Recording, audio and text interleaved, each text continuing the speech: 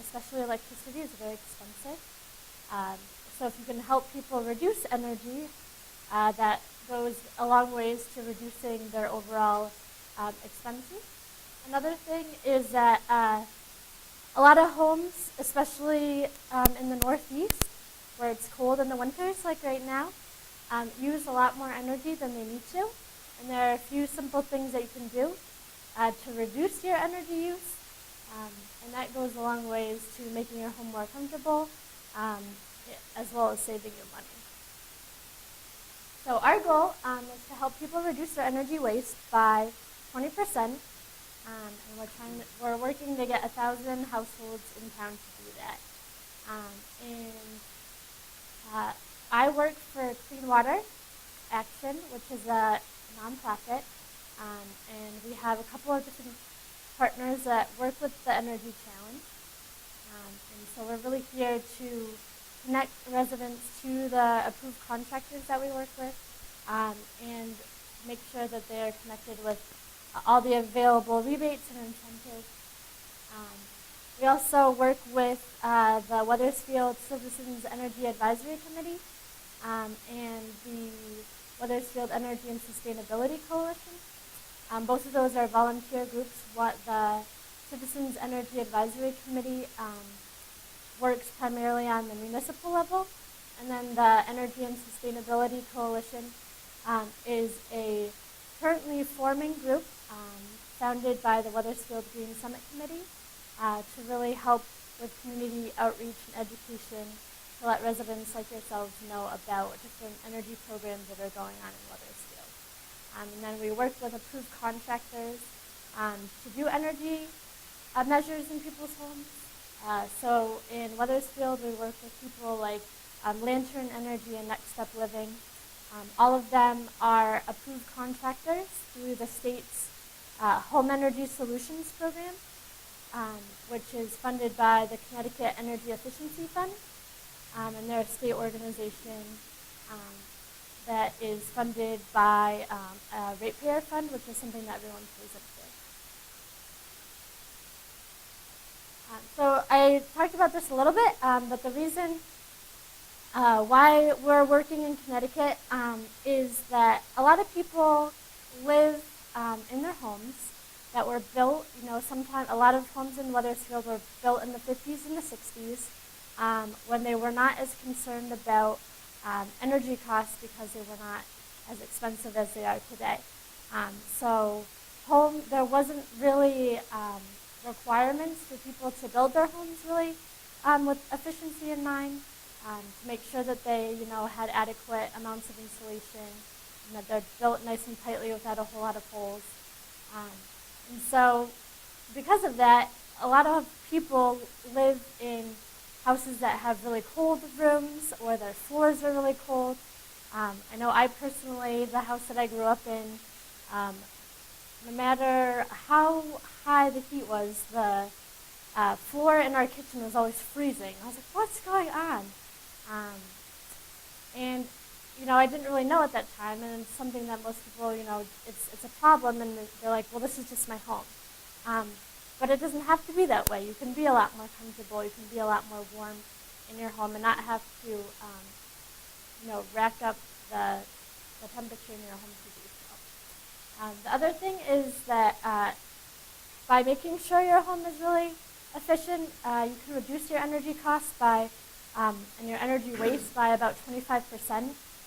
So most of the people that go through our program, by doing the state energy assessment and then doing one of the prioritized recommendations, get people to anywhere to a 25% to 45% reduction in their energy waste. So if you think that the average Connecticut homeowner spends about $3,500 a year on their energy costs, if you can reduce that by a third, that's $1,000 back into your pocket every year. And I know I personally, I would much rather spend $1,000 visiting my brand new nephew in St. Croix than I would heating and cooling my house. So another thing is, by reducing our energy use, we're reducing our dependence on foreign oil and we're decreasing our contributions to air pollution. So not only are you're benefiting yourself, but you're also benefiting the larger community.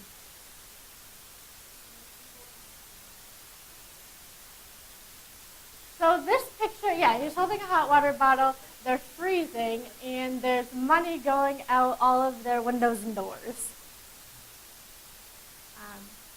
So we're really here to help you through each step of the process to make sure that you're getting multiple recommendations from different companies, keeping you informed about the newest incentives and rebates, following up if you have any questions about things, if you want to know more about the technology from someone with a more technical background. We're really a third-party source to make sure that you're getting the best services that you can. We also are here to help connect people with their friends and neighbors.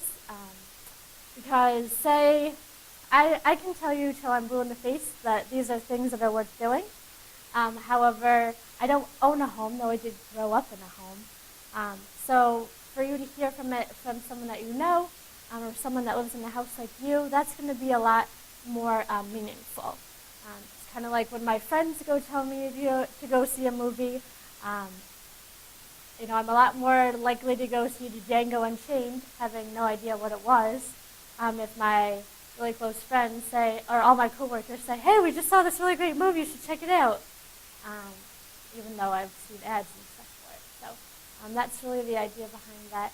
And also to learn from one another and to share our personal experiences.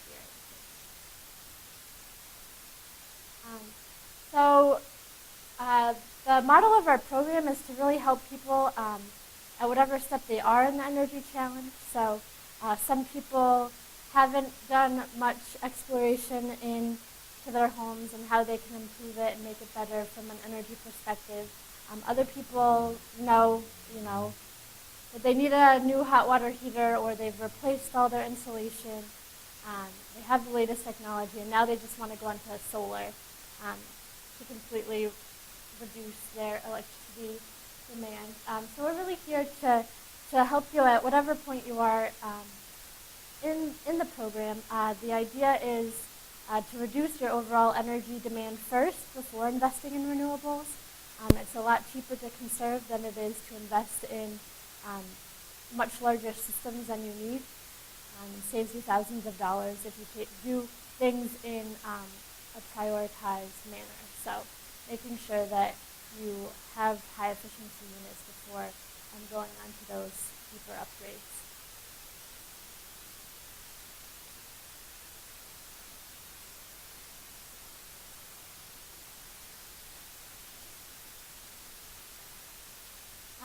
What's really neat is that everyone in town who participates and who does things like having an energy assessment or adding more insulation to their home earns the town of Wethersfield points in the energy challenge. So if you have an energy assessment through someone that we work with, or if you sign a release saying I had this done, but I want it to count, you can help benefit your community. And so right now, the Citizens Energy Advisory Committee is looking to see Wethersfield has the second highest number of accumulated points of the 14 communities that we're working in. And they're looking to see what's the best way for us to reinvest that into our community. And so some of the things that they're thinking about right now are helping the high school become more energy efficient. They're looking at investing in solar-powered streetlights, doing performance contracting, which is where you reduce your town overhead by investing in energy efficiency. So there's lots of things that the towns can choose to put in their communities, things like solar-powered trash compactors, all really cool things. So not only do you get to save some money and have your home more comfortable, but you're making Wethersfield a nicer place to live in while you do it, which is really cool. And the reason now is a really great time to act. With the new year coming in, they have some really great incentives. They've doubled some of the existing rebates for efficiency measures. Currently, there's a 10% federal tax credit for people that do energy efficiency measures. And there's some really great loans and financing that can help make these investments really affordable. You don't have to pay for them all up front. You can spread it over a 3-year term. So, or there's really low financing for additional measures that you want to do. So if you're going to live in your home for more than a year or two and want to make some additional upgrades, now is a really great time to do so. And so we're going to talk to you about one specific problem primarily, which is ice dams. I'm going to turn it over to John to give you a little bit more information about these. But if there's additional things that you want us to talk about, we both have a wide range of knowledge, so we can touch on some other topics if that would be of interest to you too. So, good to see you. Actually, before we do that though, I just want to turn it over to Marty Settler. He works with the town of Wethersfield and recently has done some of the things that we're talking about. I just wanted to have you hear from a neighbor some of the things that we're talking about and why it's worth doing.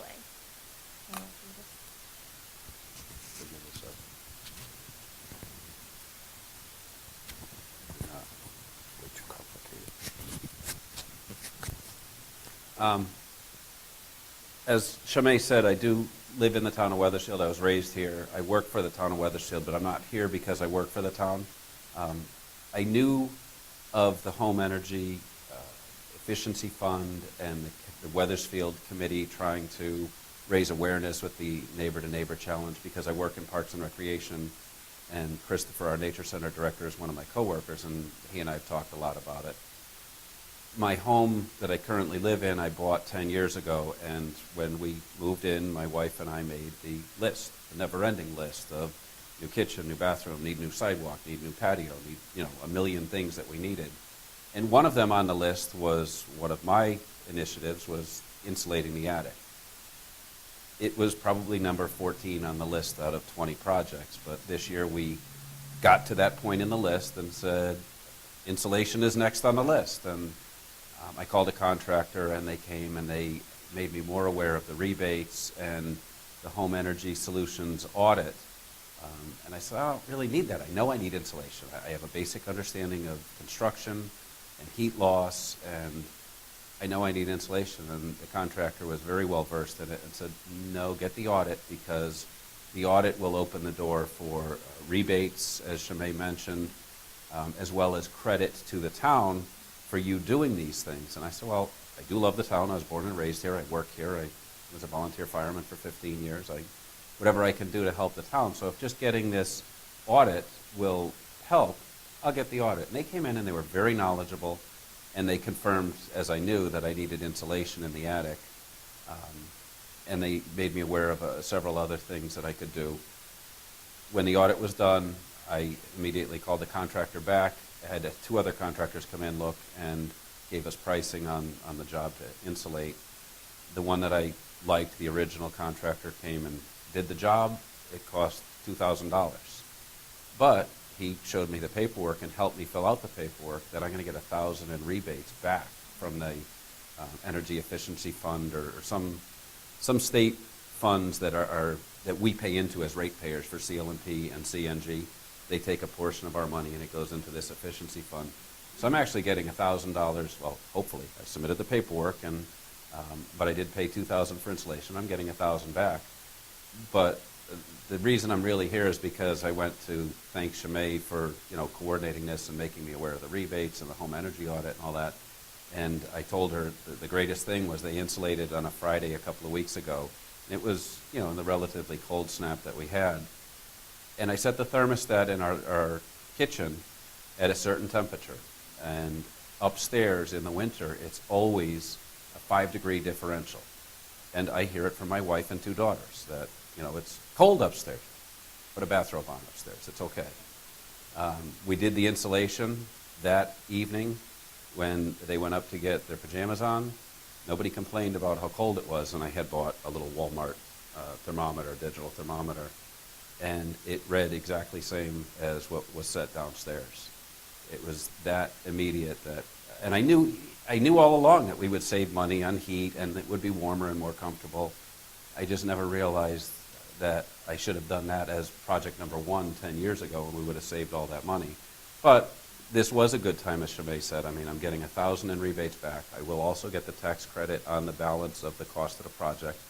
The town got, I think, 600 points, which equates to $600 that the town of Weathersfield can use to purchase some of those clean energy efficiency things, that LED street lights or solar powered panels or whatever. So it really was a home run for me. It's spent $2,000, getting $1,000 back, getting $100 off my taxes, getting $600 in credit for the town, and more importantly, in that day, a noticeable difference. So I highly recommend the home energy audit. It costs $50. I think they said it's $75 for some customers, depending on whether you have gas or not. I have CNG, so it was $50. And when I get a check for $1,000 next week, my rebate check, it'll obviously more than pay for the $50 energy audit and pay almost half the cost of my insulating project. So I would recommend it. And if you do live in Weathersfield, you know that very few homes here are well insulated.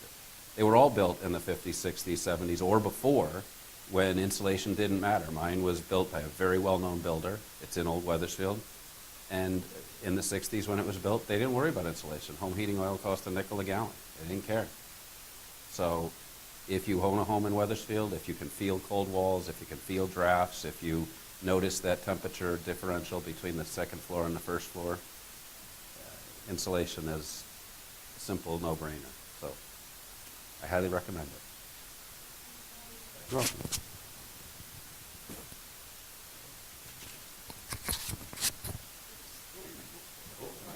You gave me your phone, I think. Oh, I forgot. Oh, yeah, you don't want that. Yeah. You can call me if you want.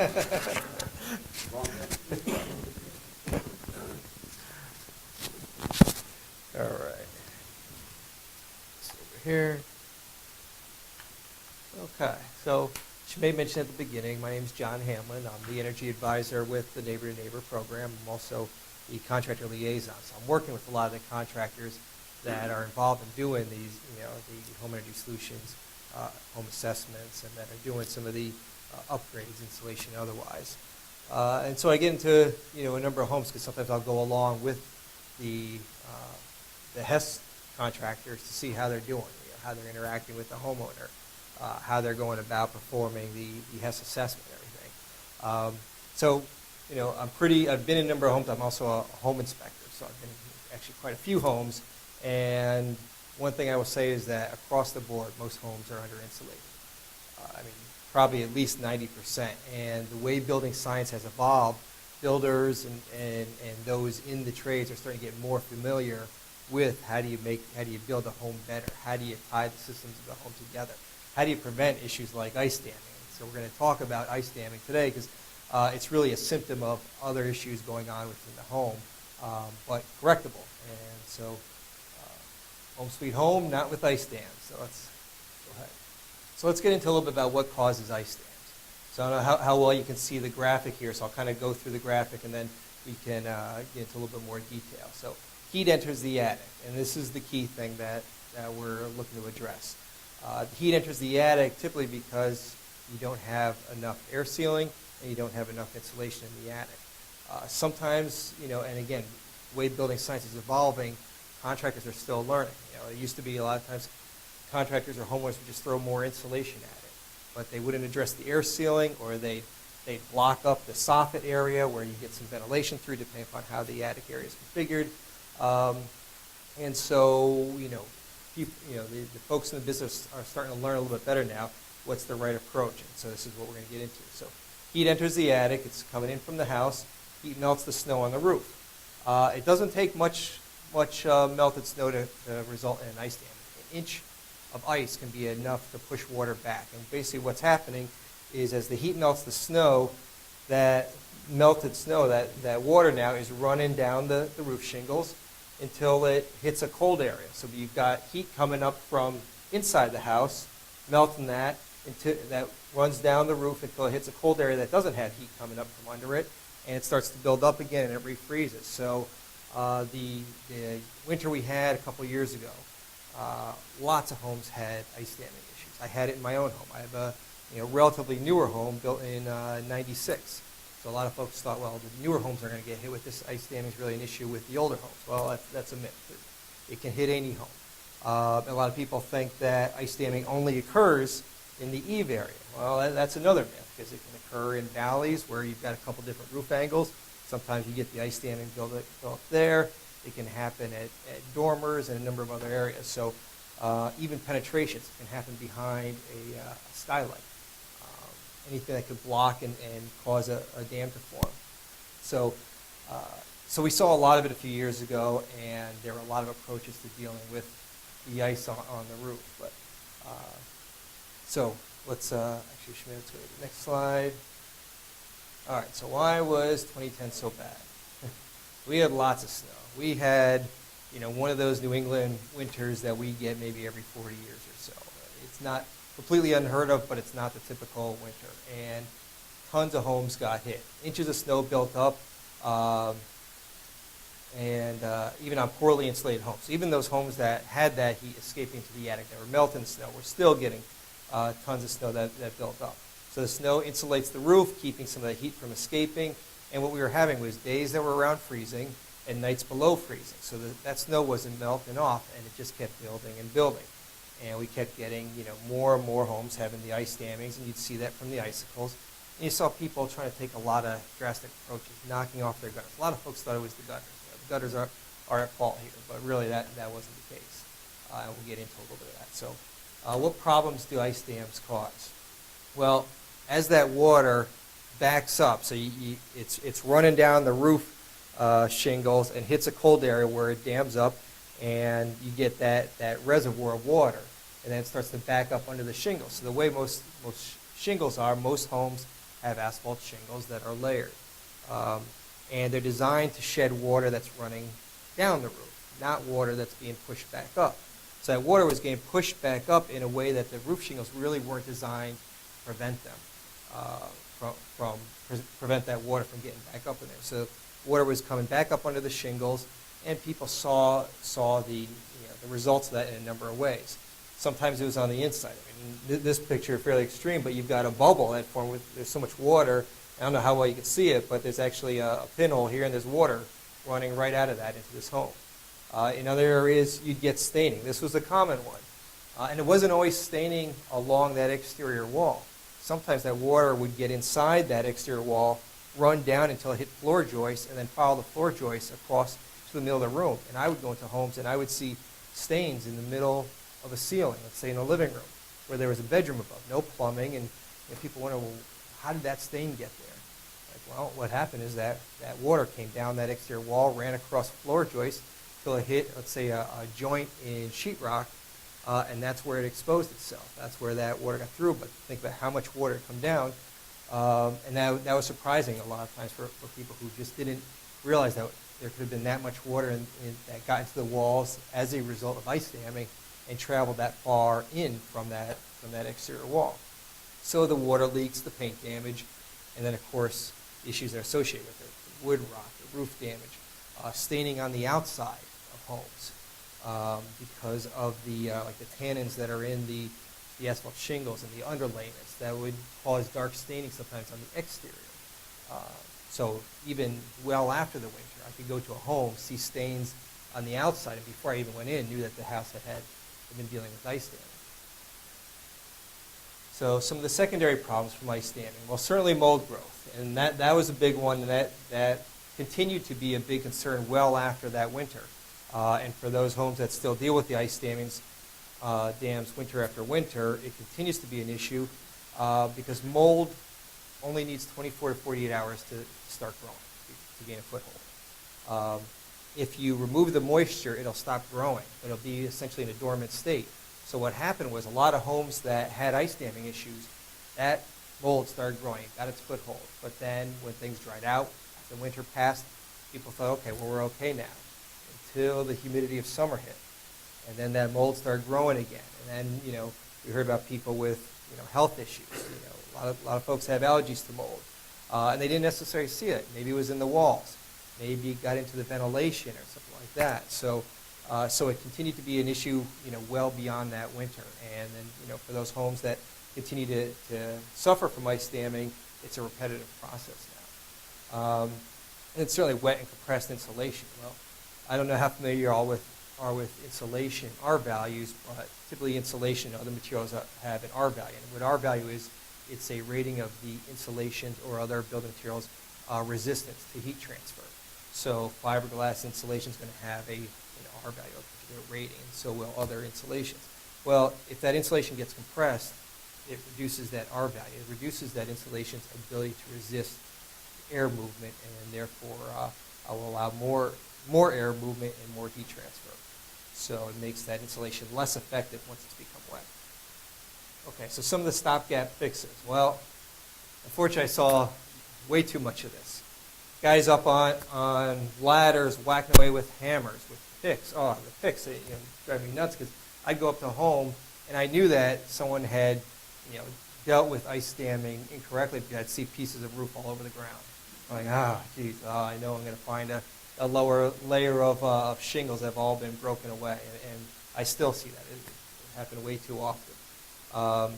So electric coils. Well, that's another one of those myths that I'm not a big fan of the electric coils, and I have friends who are electricians and they promote them. And I listen to them talk, and I'm like, okay, well, I'm not going to say anything right now, but let's talk after you're not in front of a group of people promoting the electric coils, because quite honestly, if you are spending more money than you need to, because what you're doing to heat your house, that is going up into the attic, and then eventually to the outside, why add something else that's going to cost more? So when you can take a step that's going to reduce your costs instead of adding to it. And it's not just that, but the electric coils, they can dry out a roof, so they can lead to premature aging of the roof. They can cause brittleness on the roof. And of course, they have to be installed properly. If you are going to do it, they need to be properly grounded on a GFCI outlet.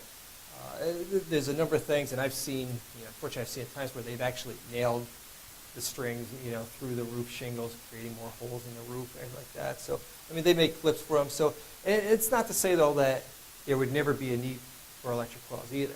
There are situations where, a house could be fantastically, air sealed and insulated, but you happen to have an area that's in shadow and that just, ice will accumulate in, maybe because of the way dormers are, just the orientation of a section of roof. So it's not that it's that it's not something that you would never do, but it's something that maybe you look at after you've taken the other approaches that are designed to save you money. Salty socks, I saw this, where I'd see a sock up on the roof, and that wasn't very effective, at least for that winter, where the socks would just get buried in the snow. And the idea that salt would, same thing you'd use on your driveway, the idea is to try to melt the snow, create channels for that water to run down.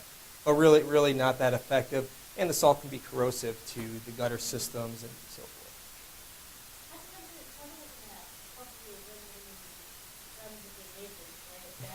Yeah, the aesthetics of it. Get a nice tube sock with a couple of big red stripes on it.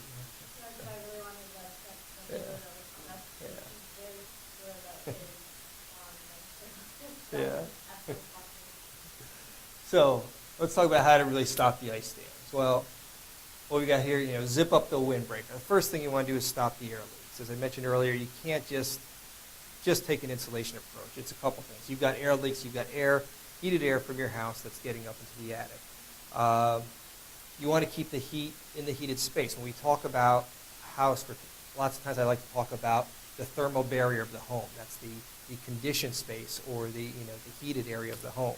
Well, the attic, in reality, and by attic, just so you know, when I'm thinking of attic right now, I'm not just thinking about let's say the storage attic, where you've got some space between your upper floor ceiling and the rafters, because it can also, an attic area could also be in a cathedral ceiling, where you don't really have a walk-in attic per se, but you still got an area between your finished area and your roof that needs to be properly air sealed and insulated.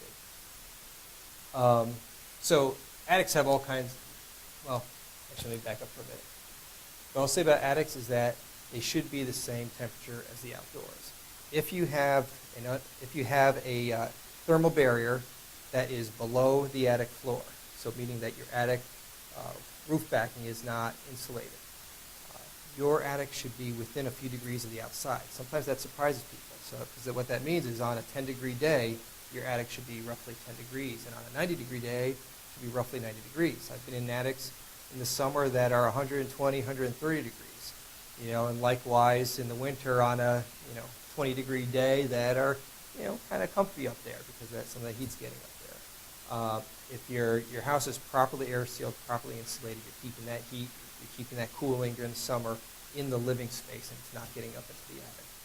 So zip up that breaker, stop the air leaks, put on a sweater, so insulate. So after you've stopped the air leaks, and it could be around can light fixtures, it could be around plumbing penetrations, it could be around your attic hatch, whether it's a pull down stairs or otherwise, whatever those penetrations are, even at the exterior walls, at the top plate there, there's often gaps where air is moving. So get those sealed, and then you insulate.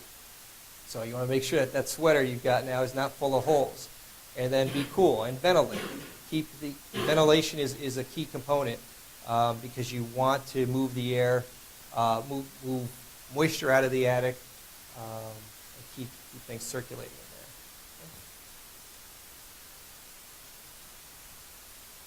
there. All right, so I'm going to go through them now. So the windbreak, that's the air sealing.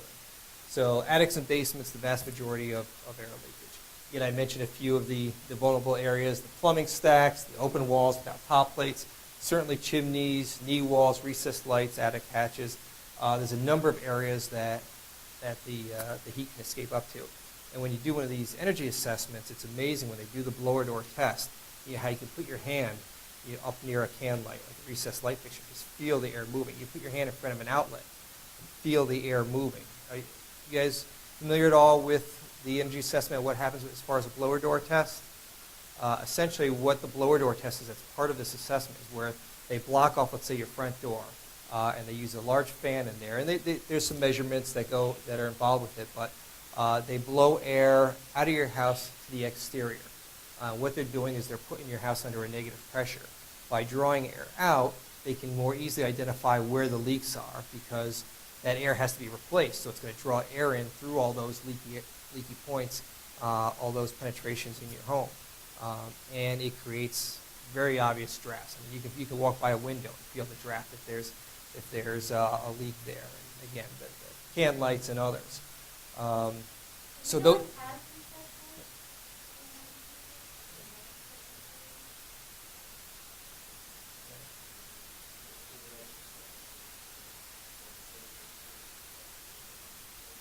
Yep.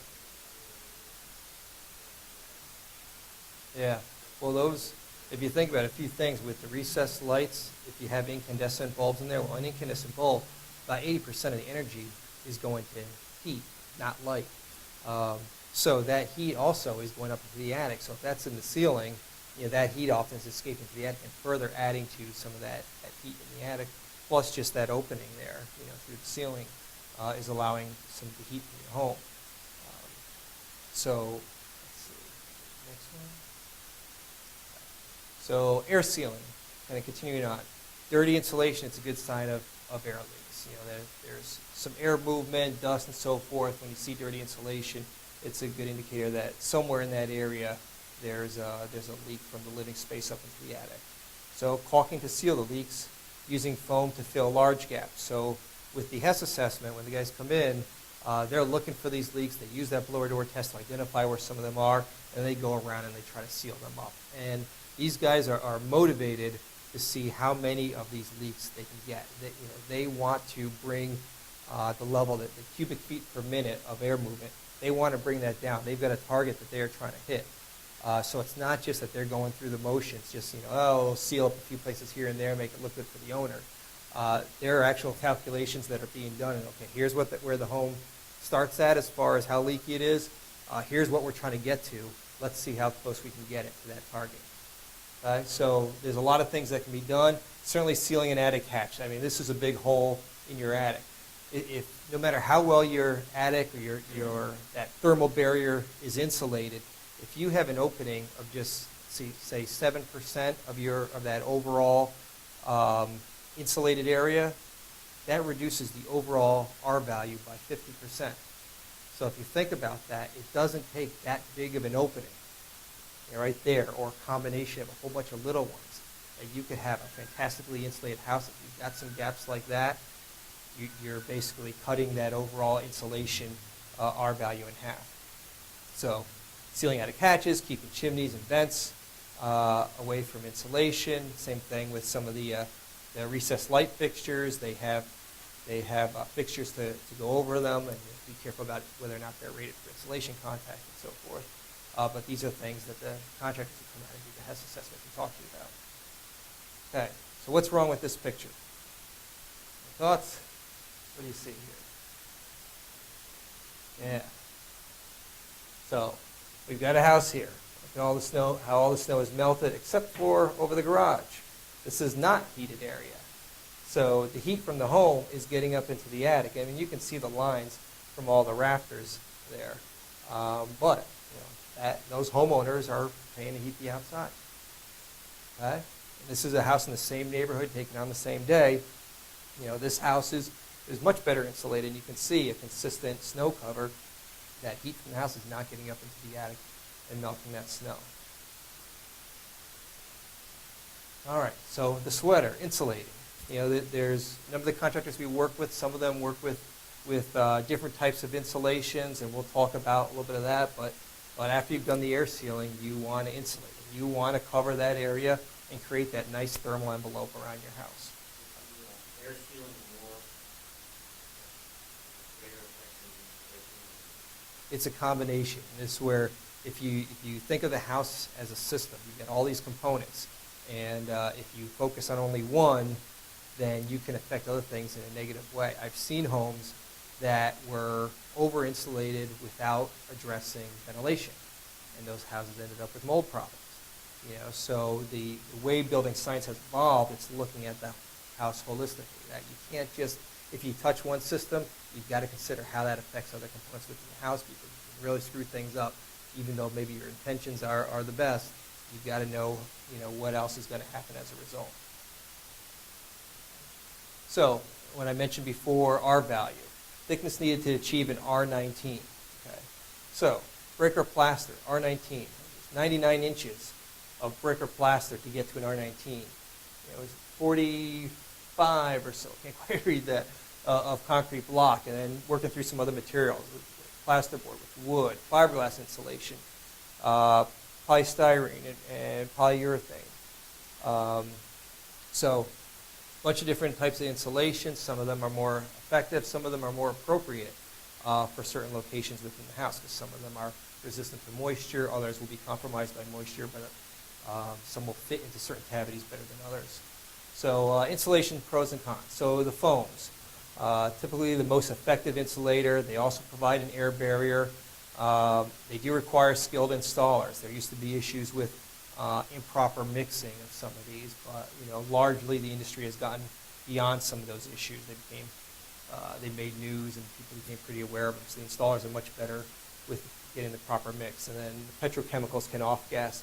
Has been a concern with those as well. But when done by a professional who understands how to address the ventilation and so forth, it tends to be less of an issue. So cellulose, non-toxic, recycled paper. It's a better insulator than fiberglass and easy to install. However, it can settle over time, and moisture does damage it. It'll compress it. And then fiberglass. It's affordable. It's the most common one that's out there. It's easy to install, but it does little to stop air movement, and moisture and gaps reduce its effectiveness. That can also get compressed. And one thing, with any insulation, particularly the cellulose and fiberglass, loose fill insulation and so forth, is that if your home has been properly sized for heating and cooling, that if it's done properly, it takes into account the amount of insulation you have in your home. So if that insulation settles over time, that R value is reduced, the effectiveness, I guess, of that, let's say that the heating and cooling systems would have to work harder to heat and cool a space, because there's more air movement, more heat loss, and so forth. So that constraint system. So it's important to look at what you have and maintain it as it settles with some of those. All right, so the last one here, ventilating, keeping the roof cool. What is often considered, kind of, from a building science standpoint, the ideal way to vent a roof is to have air coming in from the soffit and escaping from the ridge. So if your thermal barrier is intact, then the purpose of having this air movement here is, as some moisture does get into the attic, maybe a little bit of heat as well, it's going to be drawn right out. If you don't have proper ventilation in your attic, some of that moisture that does get up there can form on the roof backing. It can lead to mold issues. It can lead to wood rot. It can create environments conducive to insect infestation and so forth. So the ventilation is certainly a key part. You want to get that air moving. You don't want in summer, your attic overheating. Again, goes back to your attic should be the same temperature as the outside. You're only going to achieve that with proper ventilation. All right, so keeping the roof cool, there's a few things to do. Insulate fully, but make sure the insulation doesn't block the vents. So when you have those soffit vents, you've got these baffles that they're installing there. The baffles keep that insulation from getting over the top of those vents and preventing that air movement. The air movement is key. Okay, so time to take action. Getting has suggestions. Using the neighbor resources, and then going forward and making those lasting improvements. So we're here to help. Make an energy efficiency fund created by legislature in 1998. Let's see. So the fund is responsible for the Home Energy Solutions program. Next one, unless there's any point you want to make on this one, Sinead? All right. So Home Energy Solutions. So this is kind of the starting point because it opens up a lot of the rebate opportunities and so forth. Get a home energy assessment, you get prioritized recommendations, you get access to various rebates, appliances for your heating systems, water heater for insulation. You're able to get access to financing, the in-house services. So a little correction on the pricing. The pricing actually updated about a week or so ago, but gas and electric homes, the assessment costs $75, $99 if you're on oil or propane. Again, it goes. You've got the blower door, which guides the air sealing. There's also duct sealing that takes place. We lose quite a bit of heating and cooling out of our ductwork. And then water-saving measures, low-flow devices will be installed, and then the CFL lighting, the compact fluorescent lighting. Used to be issues people complain about with the CFLs that, oh, there's a warm-up time or they didn't like the light output, but the CFLs have advanced over time, and lots of times you get instant ons now and different light tones. So, Home Energy Solutions, income eligible, the guidelines for the 2012 fuel season, I think 2013 now. Is it? Okay. I don't know, Sinead, is there anything specific you want to up on this slide?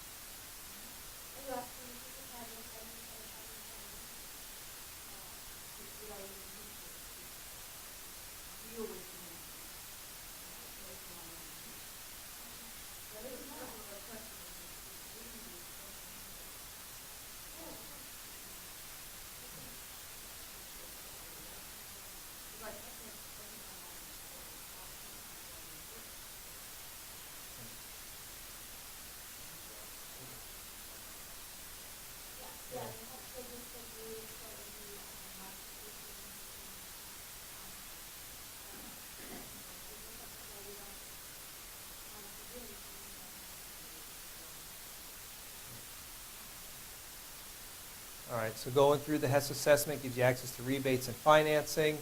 The technicians will discuss the measures taken and make recommendations for improvements. The most common improvement recommendation that we 90% of houses use for insulation, but you've got an older heating system, an older older furnace or boiler. They can talk to you about your options there, getting to a high efficiency, an Energy Star appliance, and of course the rebates here for specific appliances. For insulation, this is a great one. And insulation just went up to $1 per square foot. It was 50 cents per square foot. All right, so a new insulation loan pilot program. This one's going to end in June. End of June. Electric, gas, oil, propane home, 0% loan from $1,000 to $2,500. On-bill payment through CLMP, 36-month maximum term. So this is a great program, and I actually talked with the homeowner who was, really excited about this one because he had just had his home re-insulated. I think he spent about, I think his came out to about $2,000 or so. But it got put on his utility bill. It added $30 a month to his utility bill.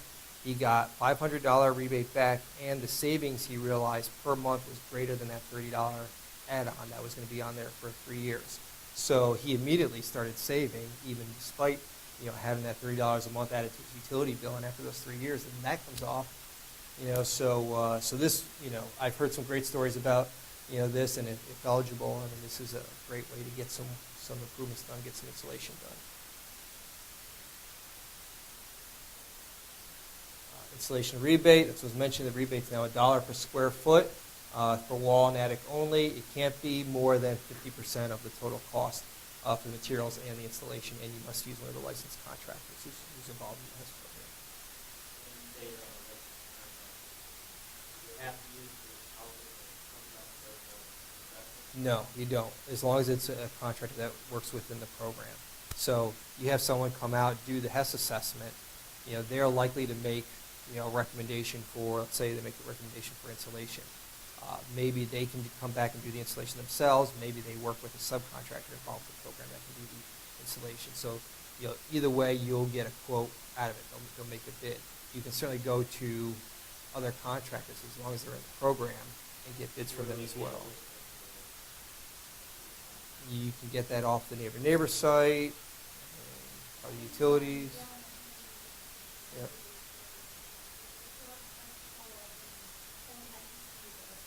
Yeah.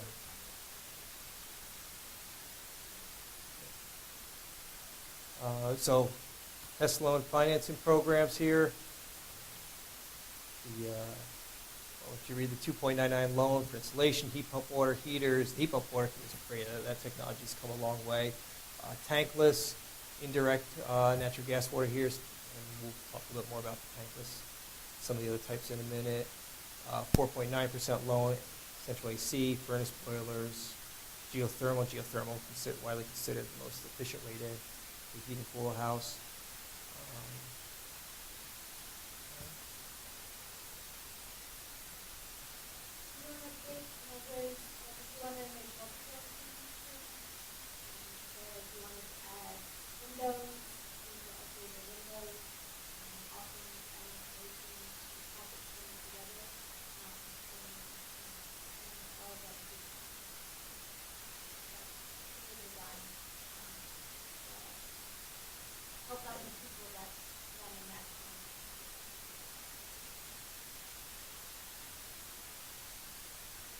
Okay, HES loan details, complete the home energy solutions, the efficiency fund discounts, interest rate, unsecured, not a home equity loan, you need a good credit score, available in a variety of income levels up to a 10-year term, and again, the work must be done by one of the approved contractors. So, how leaky is your home? Where are the biggest leaks? Well, there's, you can see the background there. That's one of the example of the fan unit that goes into the door for doing a blower door test. So that's one of the first things they'll do. They'll come in, do that test, identify where their leaks are, and then that kind of tells them what their work is, what they're trying to accomplish as far as how much they're trying to reduce that air leakage. So first thing they'll do once they've identified areas, they'll go around the house while the blower door fan is running, identify the leaks, then turn the fan off, go back and start sealing them up. Weather stripping, caulk, foam, etc., depending upon how big the leak is and so forth. They'll go through it, and these guys, I've watched them in action. They really do a good job, and some of them really take pride in trying to be the best at it. And they'll tell me like, oh, lots of times you you get two techs in the house. One is doing some of the diagnostics, one's doing the weather stripping, and they all want to show off and do the best job. So it's good to see that they are so motivated. Another part of the HES assessment is a duct blaster, duct sealing. This is where they try to identify those leaks within the ducts, very often at the joints where sections of the duct piping comes together. So they'll use mastic, they'll seal up around those leaky joints, and they'll tape over it and really try to seal it up. And this makes a significant difference. It also, when you're not losing that air through those seams in the ducts, you're also helping your heating and cooling system. So if you're on a furnace, for example, it's going to work, less hard to heat your house. It's going to be much more efficient. Okay, so while you're fixing the ice dams, consider the appliances out with the old. A lot of us have that old fridge or freezer, whatever it may be. Well, they're not very efficient. And with the new, prepare for a new hot water heater, furnace boiler before they fail. And this is something that I think, from a home inspection standpoint, I tell people all the time, like if they've got a system in place that's aged but it's working, do the research beforehand. Figure out what are the high efficiency systems, what are your options there, because when the system fails, lots of times the guy you bring in isn't the guy who's coming in telling you what those high efficiency systems are. He might be swapping out like for like, and you miss an opportunity to get something much more efficient. So there's great systems. The technology that's out there is really good right now, but if you wait till your system fails, lots of time you don't have the opportunity to then do the research and figure out, okay, what's going to be the most efficient system going forward? What's going to be that length of return? What about like reactors rather than reactors? Yeah. So if you wait until you have ice dams and there's water leaking into a house, think about how many thousands of dollars it costs to work out water leaks. $2,000 to $10,000 rental can happen. Maybe think about it also, I mean, the ice dams, besides the wood rot, besides the potential for mold, insects, termites, carpet ants, they love wet wood. If it has a higher humidity level in it, you make it more conducive to infestation as well. So there's a whole lot of things that go beyond just, what's visually obvious. Okay, water heating. Water heating can account for 14-25% of energy consumed in the home. A lot of us have the traditional electric tanks, but tankless water heaters, over 82% efficient, condensing units, 86%, electric heat pumps, again, this is one that the technology has really improved on, and they tend to be really effective. The indirect tanks, so how do you decide which is best for you? It depends upon how much water you use. Certainly, I think in terms of conservation, try to use less, but then get an efficient system in place. So water heating, so tankless. Say if you heat water with oil, propane, or electricity, you get an indirect tank with an efficient boiler, electric heat pump, water heater, which again, I like the electric heat pump water heaters, efficient propane tankless system. The tankless systems are good depending upon how much water you use. Some of them, their output is about 4 gallons a minute, some a little less, some a little more. It goes up in price the more gallons per minute you want it to pump out. So if you're in a home with a few teenage kids and a couple adults, a tankless system may not be as efficient for you in the long run as, let's say, an electric heat pump water heater if you've got a much higher hot water usage in your house. With 1 or 2 occupants, that's a great option. But it all depends. And again, they can be different size, and have different outputs. And solar hot water, also another great option. Heating water with natural gas. You can look at Energy Star tanks, Energy Star tankless systems, condensing tanks, and again, solar hot water. Again, will continue to be a good option. The tankless water heaters, great rebate, 200% energy efficient fund rebate for energy factor of greater than or equal to 0.82% there. The rebate is only for natural gas, not for propane. And again, very good systems. And from the standpoint of my being a home inspector, I know when I go into a home and I see these, it's also a selling point. People look at that as a great feature of a home, so it can add value in that regard. Appliances, solar water heaters, so it's solar thermal systems. We've got rebates, 30%, roughly 30% of the system cost. Funding's limited. 30% federal tax credits available, no state sales of property taxes. Electric heat pump water heaters, I mentioned, the technology has really improved with these. It's a very efficient type of electric water heater. Lots of times people don't think of electric as efficient, but this system uses half as much electricity by transferring heat from the surrounding air to heat the water. And a $400 efficiency fund rebate for Energy Star. The electric heat pump water heater pros: low fuel cost versus oil, electric resistance. Cons: slow recharge time, need an open basement, it is drawing air in, and you need a place to drain the water vapor. Appliances: furnaces, boilers. Some things don't get better with age. I've seen plenty of really old systems, rusting, leaking, and certainly not efficient. And with some of these, you've got combustion where you could be exposing yourself to carbon monoxide if it's an older system as well. So even if it's functioning, if you're getting heat out of it, doesn't mean it's operating efficiently or that there's not some risk there. So appliances, furnace, and boilers. Tips to choosing a boiler: certainly look for the Energy Star rating and the high annual efficiency rating. Avoid tankless coil water heaters that runs off the boiler. That's where the boiler's domestic coil is putting water into a separate storage tank. Not very efficient. It strains the boiler more.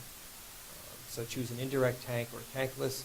Look for outdoor reset to adjust heat to outdoor temperatures. Look for sealed combustion, direct vent, instead of sending household air up the chimney. So that's where you're drawing air from the outside and venting it back out. The efficiency fund rebates: the high efficiency gas furnace, $1,000 rebate available for 95% system, $600 rebate. It's not done through HES. Natural gas boiler with an integrated water heater, $1,500 for 90%. Again, through HES. And you're replacing a working unit, $750 rebate if it's not done through HES. So certainly the advantage of having the assessment done going through HES is big. And the fuel oil furnace rebate, $200 for at least 86% efficiency. Really, high-efficiency gas boiler. Do they include the cost of blue line? If you have to, Blue line, considered part of it? not that I'm aware of. I mean, if it's just a flat rebate, then whatever. Correct me if I'm wrong, but that's where that's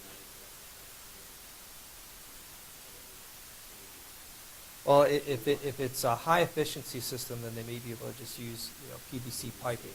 So, but if it's a gas boiler or furnace, then you do need a metal pipe. So if it's conversion or something like that. But if you're getting that high efficiency system, you can go PVC and then vent out the sidewall as opposed to up the chimney. So getting up to a higher efficiency system, you don't even need to use the chimney. You can just vent out the sidewall. Yeah, because you're not getting your exhaust gases are not as hot, and so that's why they can use PVC. And you just have to address condensation, which can form, and get that drained out. Okay, ductless heat pumps provides efficient electric heating and cooling, cheaper than oil or electricity for heating, and several units can heat many types of homes. Again, rebates for these: $250 rebate or $1,000 rebate if the home is electrically heated. And again, these must be professionally installed. So, including here, preventing ice dams, save energy, zip up that windbreaker. That's the air sealing. Stop those air leaks, especially those coming in through the attic and the basement. Putting on the sweater, that's the insulating. Another key part there. Make sure the sweater is not full of holes. And then upgrading and retiring inefficient appliances. So start with the water heater, look at heating, cooling equipment, and so forth. So looking to have a huge impact in Wethersfield, coming together as a community to help over 1,000 households save $1 million, reduce our dependence on fossil fuels, and create a national model. Thing you can do to get started tonight: sign up for our home assessment, improvement through Home Energy Solutions. If you've already done HES, then you could ask a contractor for advice and estimates for deeper savings. And then, of course, we want you to share this information. Tell your friends, on Facebook, let others know.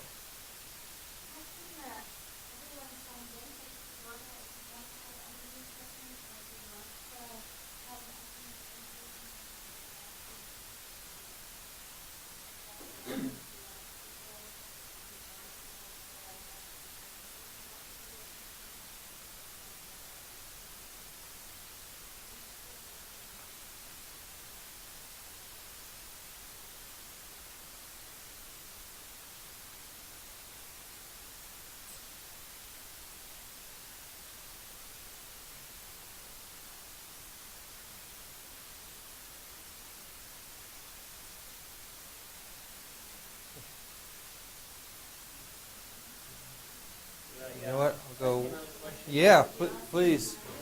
I'm gonna- So also, our contact information's up here, just so you can have that. This is our office number, my email, it's my cell phone number, so as energy advisor, if you ever have any questions, you can certainly give me a call or shoot me an email. Go ahead. That sounds a little silly, but I have a poorly insulated, Okay? so I'm concerned about the snow load instead of for, Mm-hmm. house, 1926. Okay. Well, I don't know that it was designed to hold. right. All right, well, certainly. Mine's the house that Yeah. doesn't have any snow on it. Yeah. You know, it's funny because I've heard that before. I mean, the one thing I'd recommend there, I mean, if you had a real concern about its ability to, handle a heavy snow, an extreme snow like what we had a couple of years ago, you could always talk to a structural contractor, structural engineer, have them come and evaluate. Sometimes it's as simple as just reinforcing